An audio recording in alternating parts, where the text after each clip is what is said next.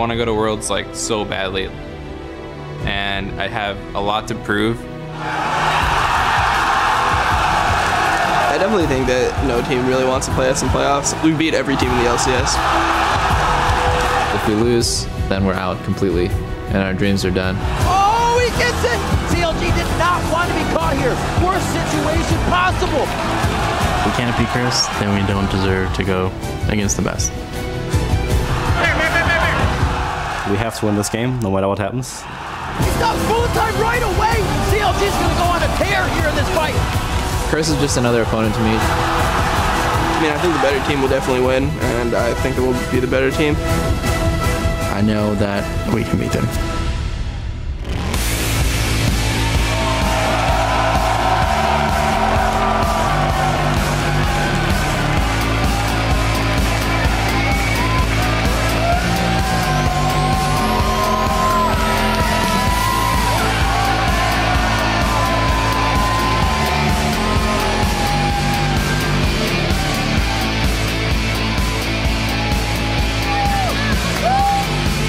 Welcome to day 2 of the North American LCS Summer Playoffs. We have got a full day of league action coming your way live in front of this incredible audience. Hello, I'm Rivington Biz III, and with me is my co-pilot Sam Kobe Hartman Kensler for today. All right, thanks, Goose. If today is anything like yesterday's wild series between Dignitas and TSM, we are definitely in for a wild day of League of Legends. So intense. Let's pull up the bracket and see how things are filling out right now. With TSM's 3-1 win over Dignitas, they will advance to our first semifinal series.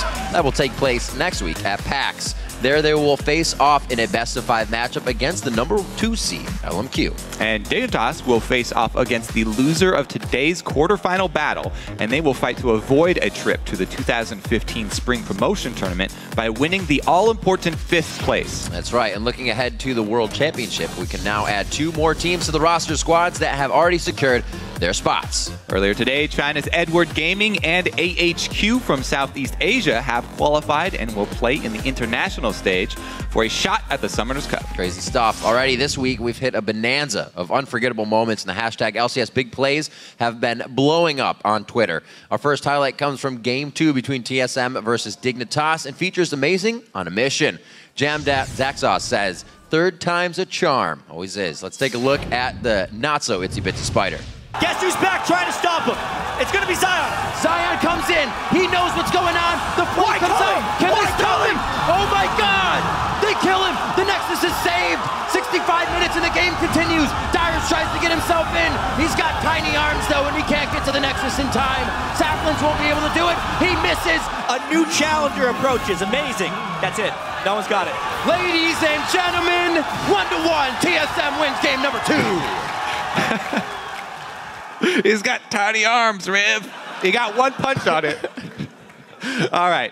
Amazing may have gotten the inspiration for that move from our next one. From Game 1, we have Jovan Barl-T. He tweets, "I can hear Trick2G yelling Decane after that Zion Spartan play." Zion for the win is your next highlight. The Nexus turret, he has minions. It's going to be onto the Nexus. Amazing, kind of amazing. He misses the shockwave, or the sonic wave, I should say. And he hits the Tempest. The cripple may slow the attack, but it's not on that anymore. Oh my God. He's going to be able to hit it. A few last hits. He got it. My God, he wins the game. My God. Zion Spartan wins the game for Dignitas. A lot of yelling, awesome wins, less expletives, awesome game. One hit left on Zion's HP bar. That was close. It always is. It has to go down that way. We had 3 of those yesterday. It was an amazing There day was of another one Legends. in Challenger after the LCS. That was so crazy. All right, so keep sharing those hero moments with us today by tweeting at LOL Esports. Use the hashtag LCS Big Plays. Before the alts start flying, be sure to head over to lolesports.com as always, where you can vote for who you think will be victorious in today's matches. And also there, click on the tickets link to reserve your spot in our studio audience for the upcoming Spring Promotion Tournament. Watch as 6 teams from North America and Europe fight to hold on to their spots in the LCS, all from the comfort of our studios here in Los Angeles. That's right. But right now, we're going to throw it over to the guys at the analyst desk to preview what we've got in store for today. Thanks, Riv. Hello, everyone. I'm James Dash Patterson. I want to welcome our crack squad of league analysts, Joshua Jat Leesman and Cloud9's Hi to the desk. And hi, a lot of people are excited for this quarterfinal matchup between Curse and CLG, but you have a vested interest as you're going to be playing the winner of this matchup. So what are you looking to take away from today's best of 5? Well, Hopefully both teams play well, but not well enough to be able to take us down or anything. But I'll be watching the games closely to see how they play, their picks and bans, and basically be an owl staring over. Or is it a hawk? I think both of them do watch. They both do the same. They both seem like observers. Either an owl or a hawk, whatever sounds cooler then. Actually, a little bit of a follow-up. It seems like the games yesterday were a little bit closer than expected. Did you expect that TSM versus Dig result to go down like it did 3-1? I thought TSM would win, so that went the way I thought. But as far as the games itself went, I thought the first two were much closer than should have been. Well, obviously every team plays different in scrims, right? But as far as scrim results go, TSM has been very dominant in that, pretty handily. And as far as against Dignitas, because we haven't had as much trouble against them as we have against TSM. So I thought based off of that TSM would kind of stomp Dignitas.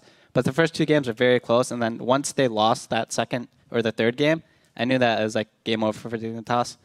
All right, we heard yesterday when we spoke to Loco that they were doing very well in scrims. So we'll see if that continues to translate into their games throughout the playoffs. But back to the match at hand today. Now, their methods have differed, but coming into this huge showdown, these two teams respect the significance of the moment, and they are ready to do whatever it takes to extend their season. It's just a completely different feel when everyone is in here. Every seat's going to be filled. It's going to be crazy. You just don't want to disappoint. We know that we're coming in as underdogs, just having a chance to go to Worlds. We just need to prove people wrong. We have to make sure that we are in top shape for playoffs. It's like the most important time of the year right now. If we fail right now against Curse, then we're pretty much out. It's not going to be enough. And CLG are on a slump right now. It plummeted from first now to fourth place. We were just kind of like in a slump and we weren't really doing well, so we went to Korea for that reason. CLG's bootcamp was like a desperate move for them to make. They wanted to get better because they were looking kind of shaky at the end of the split. We probably took like the most extreme variation of preparation. In North America, the go-to scrim time is 2 hours. I know that in North America, if we try to practice against a top team, they would have an issue with scrimming for like 4 to 5 hours at once. In the Korean league scene, we scrim for 4 hours, and then at the end of the 4 hours, you decide if you want to do more. In North America, when something goes wrong at like level 1 or level 3 or something like that, people just kind of remake.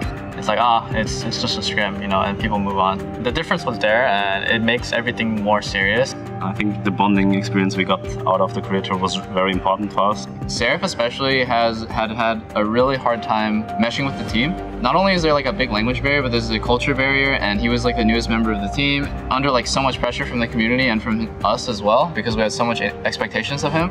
Going to Korea, I think, helped calm him down, and he felt like more in his own comfort zone because he's from there. We fixed a million problem each other. I think the Korea travel was still really valuable. It's really hard to prepare for CLG specifically because we don't know what they're doing. They've been in Korea for like a few weeks. They probably picked up a bunch of different strats, ideas, and comps and stuff like that.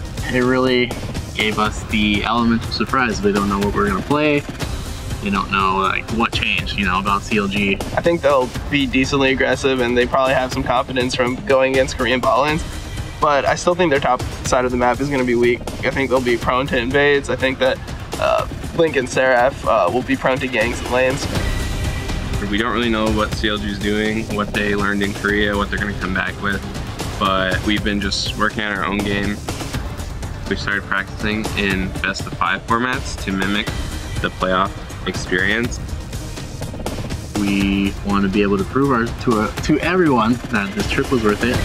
Right now the crowd is empty, there's no one here, but when the time our match comes, it's going to be wild. So I can see that we have a full arena here and then a lot of hype, A lot of hype. Before you get on stage, you can hear the fans, you can feel the energy. It makes me feel like I want to do things that are kind of beyond myself. How we perform is just going to be how we're remembered and how we're judged as a team for this split. If you don't go to Worlds and you don't show what you have against other players of other regions, like the superstars, then you're really nothing. Hi, CLG put a lot of stock into this Korean boot camp. How much can a boot camp really turn around the trajectory of a season for a team? It really depends on how the team handled it, right? So before they left, they were in a huge slump. They had a lot of internal issues. They weren't doing well. And they just had a bad overall team atmosphere. In their boot camp to Korea, I don't know how that went, but I imagine they would fix their internal issues. They would fix the strife that they had. They would fix their gameplay issues. So the team, I would imagine, handled the boot camp well. But I believe 4 of their members came back on Sunday, and then Seraph came back on Wednesday. So if they're not dealt with the jet lag and they're not accustomed back to this time zone yet, then that might be bad. But I think CLG, for the most part, handled the situation they had to the best of their ability. And I'm really curious to see how this turns out, too, because normally I feel like you need to be a really healthy team to lose a bunch of scrims and find constructive ways, because normally they're having all these issues because they've been losing a lot and they're at each other's throats. You don't necessarily get off each other's throats if you're going to lose a bunch of scrims. I'm actually a big proponent of finding scrim opponents you can beat if you're down on yourselves and then finding the harder scrims. CLG does things their own way. I think the value of being together with their coach is probably outweighing that, but I still don't know what's going to happen. All right, speaking of dealing with tense situations and pressure, we're going to hop on over to Twitter because we've got a doozy of a question to get your mental gears going. We want to know which NALCS playoff team handles pressure the best and why. Yeah, we'll be reading a few of your answers later in the show, so address those tweets to @LOLesports and use the hashtag LCS. All right, we're going to take a quick break while we finish our caster prep for today's action. When we return, we'll be kicking off Game 1 of our quarterfinal series between Team Curse and CLG. Stay with us.